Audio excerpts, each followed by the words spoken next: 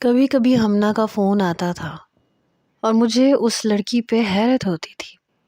وہ مجھ سے محبت کرتی تھی، میرے لیے فکر مند رہتی تھی۔ کبھی کبھی کہتی تھی مجھے چین نہیں آتا نوال، لگتا ہے تمہارے آنسوؤں کا سبب میں ہوں، اور مجھے نہیں پتا کہ مجھ میں اتنا تحمل کیوں آ گیا تھا۔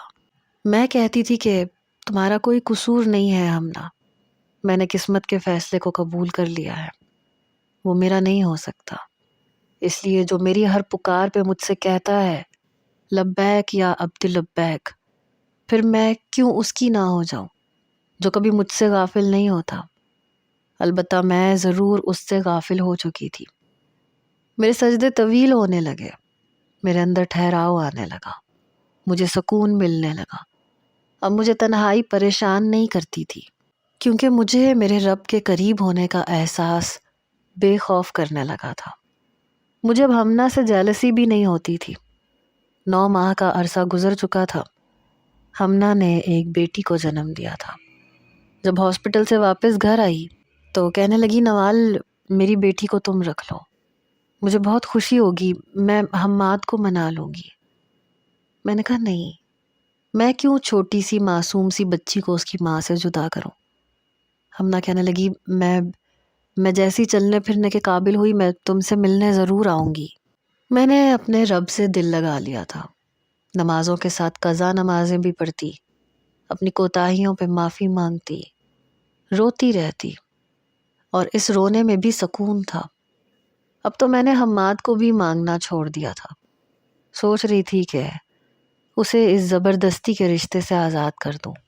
وہ واقعی مجھ جیسی لڑکی ڈیزرو نہیں کرتا، ہمنا جیسی لڑکی ہی اس کے لیے ٹھیک تھی۔ پھر ہمنا کا گلٹ بھی ختم ہو جائے گا، جسے یہ سوچ سوچ کے چین ہی نہیں آتا کہ حماد میرے ساتھ زیادتی کر رہا ہے۔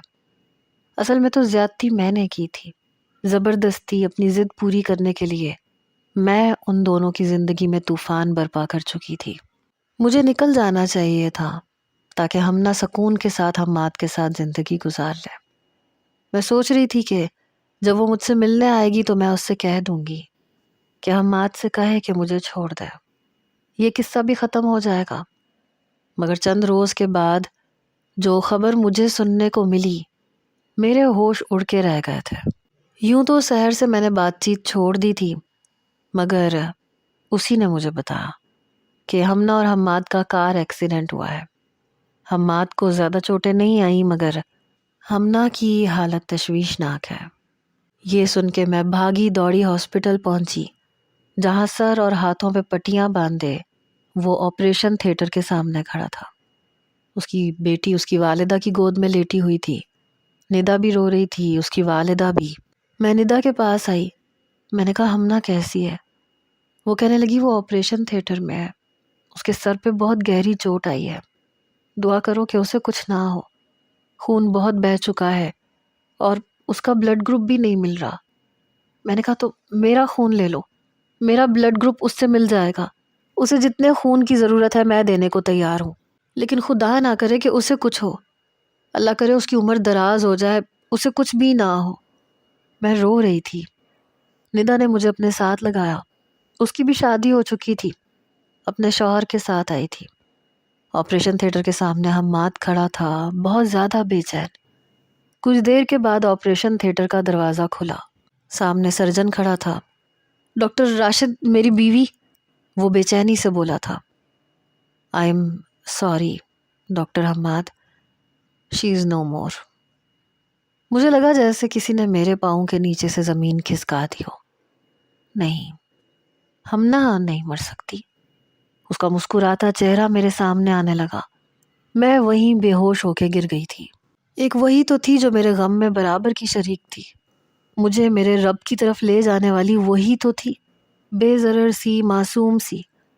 جب مجھے ہوش آئی تو میں ہاسپٹل کے کمرے میں ہی تھی، مگر اکیلی۔ میں اٹھ کے بیٹھ گئی، تبھی ایک نرس میرے پاس آئی۔ آپ لیٹ جائیں، ابھی آپ کی ڈرپ ختم نہیں ہوئی۔ وہ ہمنا ڈاکٹر حماد کی مسز۔ مجھے لگا جو کچھ میں نے سنا تھا وہ شاید غلط تھا، خواب تھا۔ جی، کل ہی ان کی ڈیتھ ہوئی ہے۔ کل؟ مجھے حیرت ہوئی، تو کیا میں کل سے بے ہوش تھی؟ کچھ دیر کے بعد میرے والدین میرے پاس آ گئے۔ نوال، بیٹا کیسی ہو تم؟ میری والدہ میرے پاس آ گئی۔ موم، وہ ہم نا، میں رونے لگی۔ امی، اسے مرنا نہیں چاہیے تھا، اس کی تو اتنی چھوٹی سی بیٹی ہے، وہ اپنی امی کے بغیر کیسے رہے گی موم؟ کاش اس کی جگہ میں مر جاتی، اسے کچھ نہ ہوتا۔ میری والدہ میرے رونے گڑ گڑانے پہ پریشان ہوئی۔ اللہ نہ کرے کہ تمہیں کچھ ہو، سنبھالو خود کو۔ میں روئے جا رہی تھی۔ مجھے اس کے پاس جانا ہے۔ میری والدہ کہنے لگی، ایسے نہیں کہتے بیٹا، اللہ کی یہی مرضی تھی۔ میرے والدین مجھے اپنے ساتھ اپنے گھر لے گئے، لیکن مجھے چین نہیں آتا تھا۔ میرے کانوں میں اس معصوم بچی کے رونے کی آوازیں گونجتی تھیں اور ہمنا کا چہرہ نظر آتا تھا۔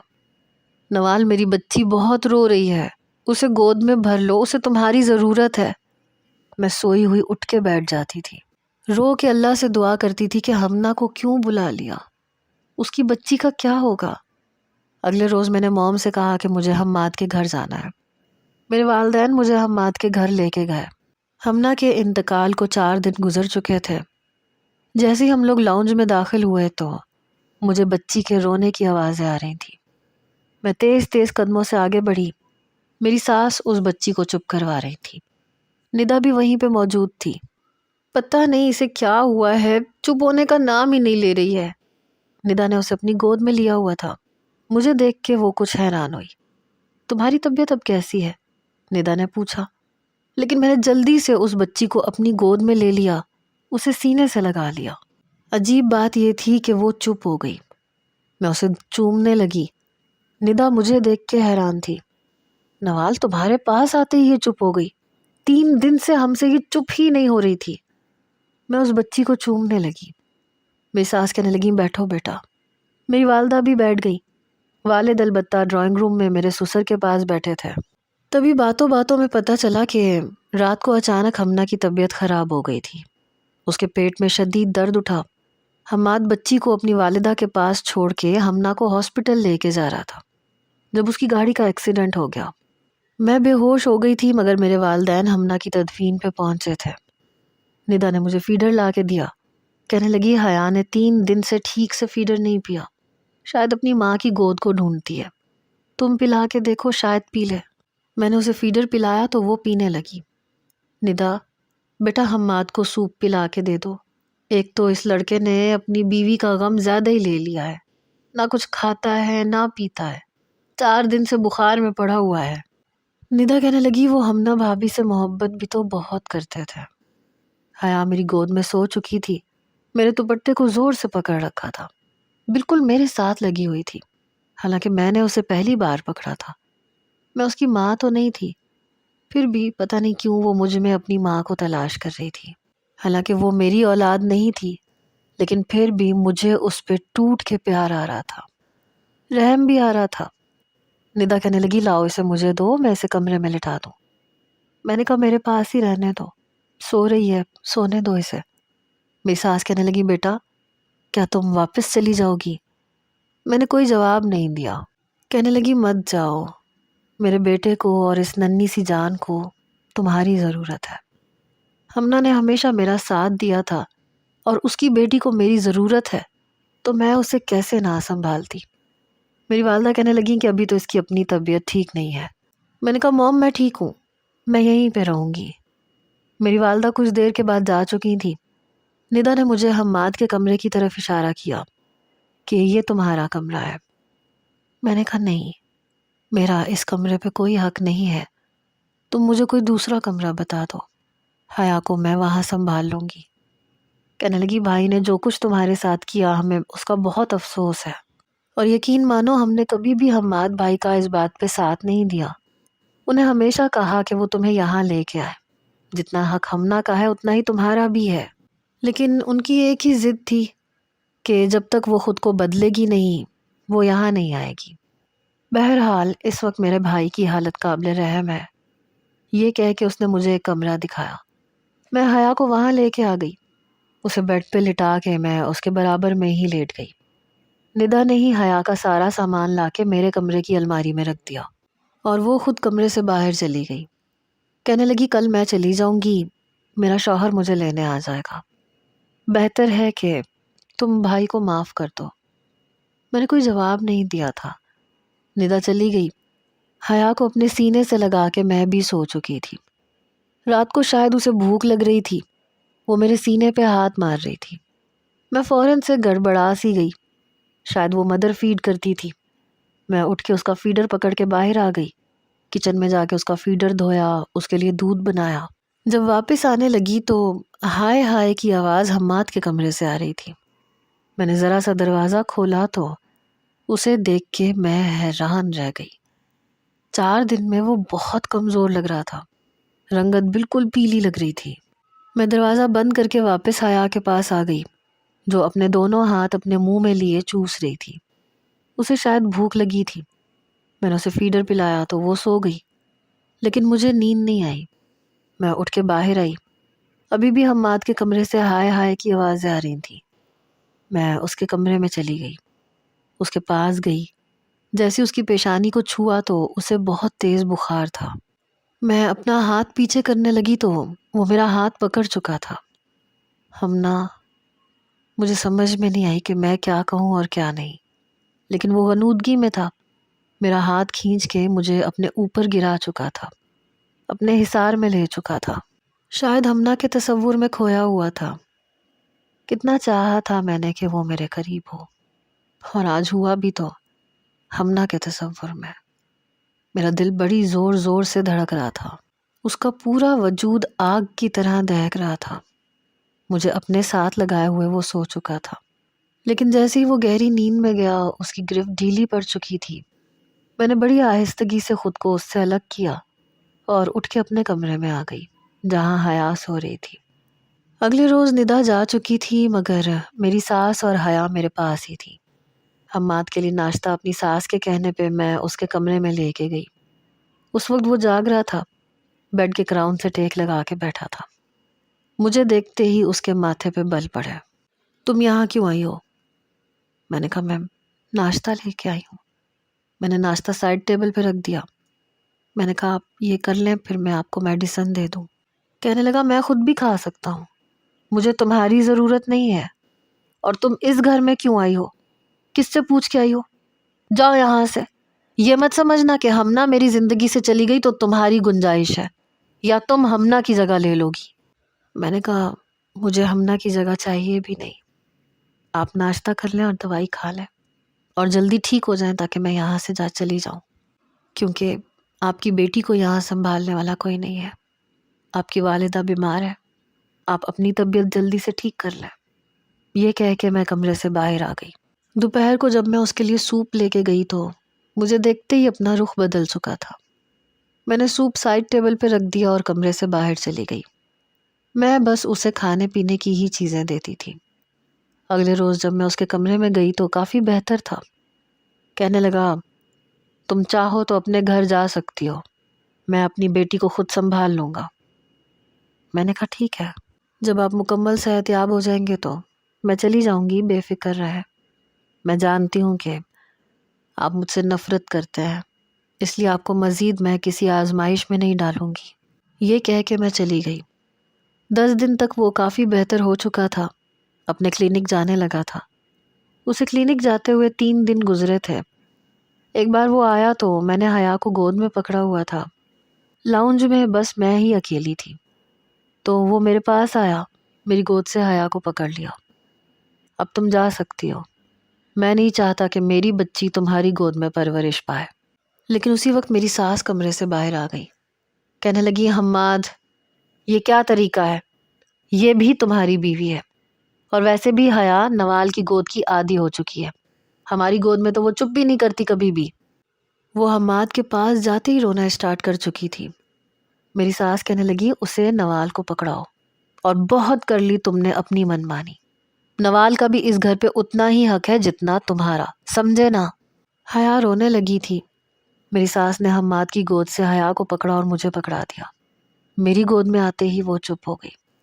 کہنے لگا یہ جان بوجھ کے اسے اپنا عادی بنا رہی ہے، میں اس کے ساتھ زندگی نہیں گزار سکتا، یہ میرے دل میں کبھی بھی جگہ نہیں بنا سکتی۔ میرا صبر شاید جواب دے چکا تھا۔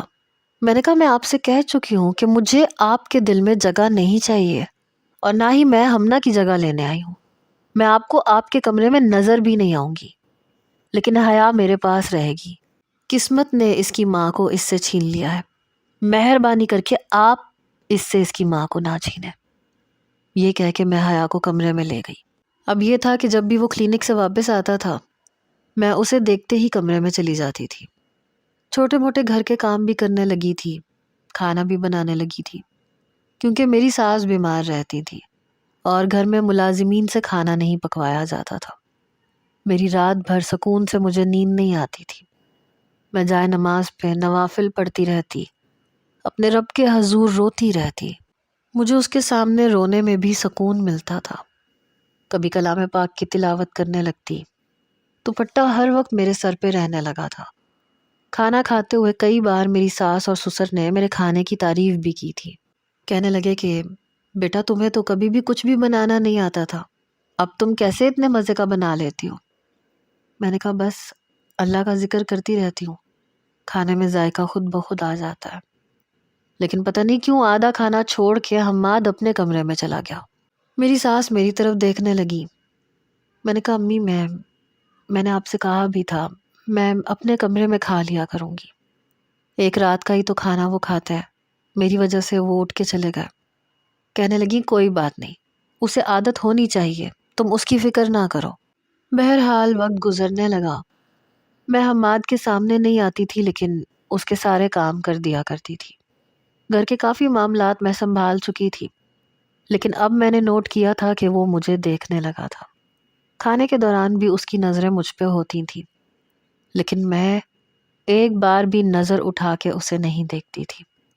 چپ چاپ کھانا کھاتی، حیا کو پکڑتی اور اپنے کمرے میں چلی جاتی۔ ایک بار مجھے موسمی بخار ہو گیا اور کھانسی بھی بہت زیادہ تھی۔ رات کے کھانے کے دوران بھی مسلسل کھانسی رہی تھی۔ جیسے ہی میں کمرے میں گئی تو کچھ دیر کے بعد میرے کمرے پہ دستک ہوئی۔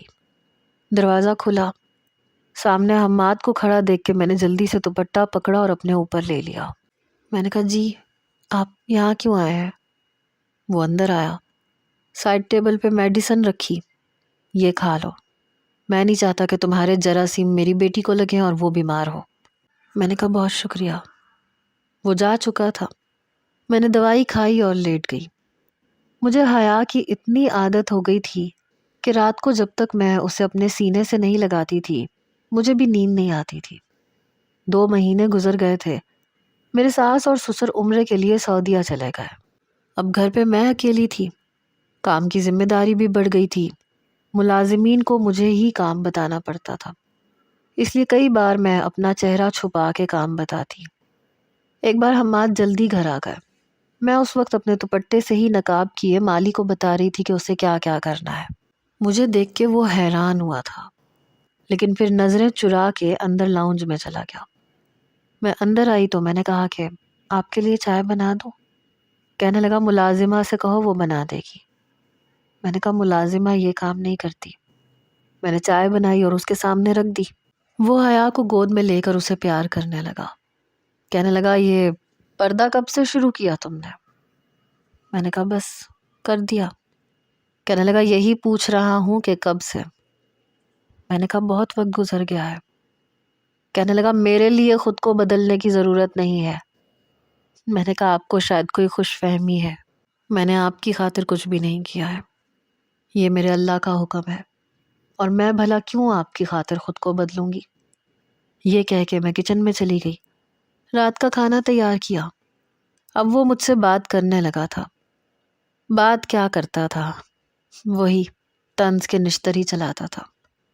ایک بار اپنے کمرے میں جا کے مجھے پکارنے لگا۔ میں کمرے میں گئی تو کہنے لگا یہ میری الماری نظر نہیں آتی تمہیں؟ میرا کمرہ نہیں دیکھتی ہو؟ سب کچھ بکھرا پڑا ہے۔ اور یہ شاید سچ ہی تھا، میں اس کے کمرے میں بہت کم جاتی تھی۔ میں نے کہا میں کل سیٹ کروا دوں گی۔ کہنے لگا تم خود سیٹ کرنا، مجھے ملازموں کے ہاتھ کا کام پسند نہیں ہے۔ میں نے کہا اچھا ٹھیک ہے میں خود کر دوں گی۔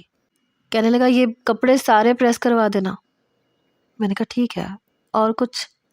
کہنے لگا اور یہ چادر بھی بدلوا دینا، 4 دن سے بچھی ہوئی ہے۔ تمہیں خود کو تو کوئی ہوش ہی نہیں ہے، ذمہ داری لینے کا شوق ہے تو پھر ساری ذمہ داریاں لو۔ میں نے کہا میں بدلوا دوں گی، اور ہاں 8 دن سے واش روم میں ایک ہی ٹاول ٹنگا ہوا ہے، مجھے ہر دوسرے دن نیا ٹاول چاہیے ہوتا ہے۔ پتہ نہیں کیوں بات وہ بہت کر رہا تھا، اور مجھے وہ بار بار اس بات کا احساس دلا رہا تھا کہ مجھے اس کا بھی خیال رکھنا ہے۔ میں نے کہا ٹھیک ہے میم، اپنی نگرانی میں کمرہ صاف کرواؤں گی۔ جی نہیں، تم خود کرو گی، سمجھی نا؟ پتہ نہیں کس بات کا غصہ تھا۔ میں نے کہا ٹھیک ہے، میں کر دوں گی، اپنے ہاتھوں سے کر دوں گی۔ پھر وہ میرے پاس آیا، یہ تم ہر بات پہ جی ٹھیک ہے جی ٹھیک ہے، یہ کیوں کر رہی ہو؟ ایسی تو نہیں تھی تم۔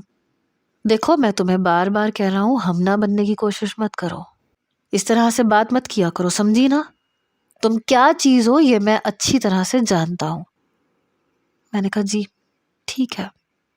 وہ چڑ گیا، میرے دونوں بازوؤں سے پکڑ کے مجھے جھنجھوڑ کے رکھ دیا۔ میں نے کہا یہ کیا کر رہے ہیں آپ؟ کہنے لگا جیسی ہو ویسی رہو، نوال تم وہی نوال بن کے رہو۔ میں نے کہا میں آپ سے کہہ چکی ہوں مجھے ہمنا کی جگہ چاہیے اور نہ ہی مجھے آپ کی محبت چاہیے، مجھے آپ سے کچھ بھی نہیں چاہیے حماد۔ اور آپ کیسے کہہ سکتے ہیں کہ میں ہمنا کی جگہ لے رہی ہوں یا میں ہمنا کی طرح کرنے لگی ہوں؟ میں نے تو کبھی اسے اس گھر میں آپ کے ساتھ دیکھا ہی نہیں ہے جو میں اس کی نقل کرنے کی کوشش کروں۔ وہ آپ کے ساتھ کیسے رہتی تھی مجھے کیا پتا؟ چھوڑو میرے بازو۔ اس کے ہاتھوں سے اپنے بازو چھڑوائے میں نے اور کمرے سے باہر چلی گئی۔ اگلے روز میں نے اس کا کمرہ خود صاف کیا، الماری کے سارے کپڑے بھی استری کروا کے ترتیب سے رکھ دیے۔ جو چیز جہاں پڑی تھی اسے وہیں رکھنا پڑا کہ کہیں ادھر سے ادھر ہو گئی تو مجھ پہ چلائے گا۔ ویسے بھی اسے اپنی فرسٹریشن نکالنے کے لیے میں جو مل گئی تھی، میں اس کے آنے سے پہلے کھانا تک تیار کر دیتی تھی۔ وہ چائے پیتا تھا، اس کی شکل دیکھ کے ہی میں کچن میں جا کے چائے بنا کے ٹیبل پہ رکھ کے چلی جاتی تھی۔ جب وہ آتا تو حیا کے ساتھ ہی وہ رات کو کھانے کے بعد کمرے میں چلا جاتا۔ آج پھر اپنے کمرے میں جا کے نوال نوال کا شور مچانے لگا۔ میں کمرے میں آئی تو کہنے لگا یہ صبح کہاں ہوتی ہو تم؟ تمہیں یہ نہیں پتا کہ ہاسپٹل جانے کی جلدی میں مجھے کتنی مشکل پیش آتی ہے۔ کل صبح ٹھیک 10 بجے تم مجھے یہاں کمرے میں نظر آؤ، جاؤ یہاں سے۔ آج اسے کمرہ ٹھیک ملا، دوسرا کوئی بہانہ نہیں ملا تو یہ سب کہنے لگا۔ چاہتا کیا تھا؟ سکون سے کیوں نہیں رہنے دے رہا تھا مجھے؟ میں اپنے کمرے میں آ گئی، میرا دل بہت برا ہو رہا تھا، اس لیے میں نوافل پڑھ کے رونے لگی۔ مجھے نہیں پتا کہ کب وہ میرے پیچھے آ کے کھڑا ہوا۔ کیا کر رہی ہو؟ مجھے بد دعائیں دے رہی ہو نا؟ میں نے کہا میں کیوں آپ کو بد دعا دوں گی، خدا کے لیے آپ جائیں یہاں سے، یہ وقت میرا مجھے سکون سے گزارنے دیں، کم از کم رات کو تو سکون کرنے دیں۔ دن بھر میں کام کرتی رہتی ہوں، اگر بیمار پڑ گئی تو میری بچی کا خیال کون رکھے گا؟ وہ مجھے دیکھتا تھا تو کیوں دیکھتا تھا؟ میں نے کہا خدا کے لیے آپ جائیں یہاں سے۔ کہنے لگا مجھے کوئی شوق بھی نہیں ہے یہاں پہ رکنے کا، اتنی بھی اچھی نہیں لگتی تم مجھے۔ میں نے کہا جب اچھی نہیں لگتی تو یہاں پہ کیوں کھڑے ہیں، جائیں یہاں سے۔ میں نے بڑی مشکل سے حیا کو سلایا ہے، اٹھ جائے گی تو تنگ کرنے لگے گی۔ وہ میرے کمرے سے چلا گیا۔ صبح 10 بجے مجھے پھر سے پکارنے لگا۔ میں اس کے کمرے میں گئی تو کہنے لگا میری گھڑی، میرا بٹوا مجھے ڈھونڈ کے دو۔ میں نے سائڈ ٹیبل کا دراز کھولا، دونوں چیزیں وہاں پڑی تھیں۔ میں نے اٹھا کے بیڈ پہ رکھ دی، جانے لگی تو میرا بازو پکڑ کے مجھے اپنے مقابل کھڑا کر لیا۔ ٹائی باندھ دو۔ پتہ نہیں کیوں غصہ دکھا رہا تھا۔ میں نے اس کی ٹائی باندھ دی، مجھے مسلسل دیکھے جا رہا تھا۔ میں کمرے سے باہر چلی گئی، اسے ناشتہ بنا کے دیا۔ ناشتہ کرنے کے بعد وہ چلا گیا۔ آج رات کو وہ کچھ دیر سے آیا، میں نے کہا چائے بنا دوں؟ نہیں رہنے دو۔ میں نے دوبارہ سے پوچھا کھانا لگا دوں؟ نہیں کھانا بھی نہیں کھانا۔ پھر حیا کو گود میں لے کے اپنے کمرے میں چلے گئے۔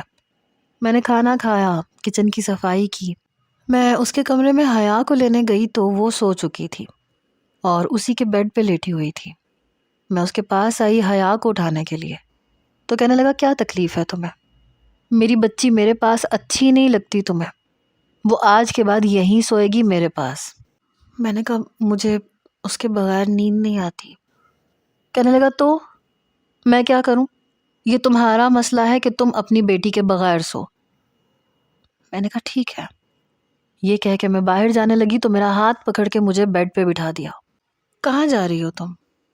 لڑتی کیوں نہیں ہو مجھ سے؟ ہر بات پہ ٹھیک ہے ٹھیک ہے، یہ کیا رٹ لگاتی رہتی ہو؟ میں نے کہا اس لیے کیونکہ میں تھک چکی ہوں، میں آپ سے کچھ بھی نہیں کہہ رہی، میرا ہاتھ چھوڑیں۔ نہ چھوڑوں تو کیا کرو گی؟ میرا ہاتھ اس نے اور بھی مضبوطی سے پکڑا۔ حماد میرا ہاتھ چھوڑیں۔ میرا لہجہ تھوڑا سخت ہوا مگر اس نے میرا ہاتھ نہیں چھوڑا، مجھے ہی دیکھ رہا تھا۔ تب تو میری بڑی منتیں کرتی تھی کہ تمہیں میری سنگت چاہیے، تو آج کیوں دامن چھڑوانا چاہتی ہو؟ بتاؤ مجھے کیوں بھاگتی ہو مجھ سے؟ اس لیے کیونکہ اب مجھے نہیں چاہیے آپ کی محبت۔ مجھے سمجھ میں آ گیا ہے کہ اصل محبت کا حقدار کون ہے، اور اس بات کا احساس مجھے ہمنا نے دلایا تھا۔ اب اس کی محبت کے سامنے سب کی محبت بے معنی ہو جاتی ہے۔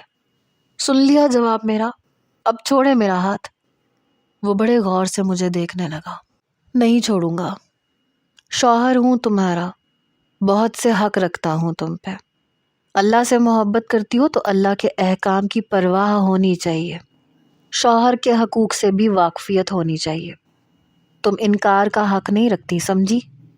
آپ کو مجھ سے نفرت ہے، مجھ سے گھن آتی ہے آپ کو، چھوڑے مجھے۔ میں رونے لگی۔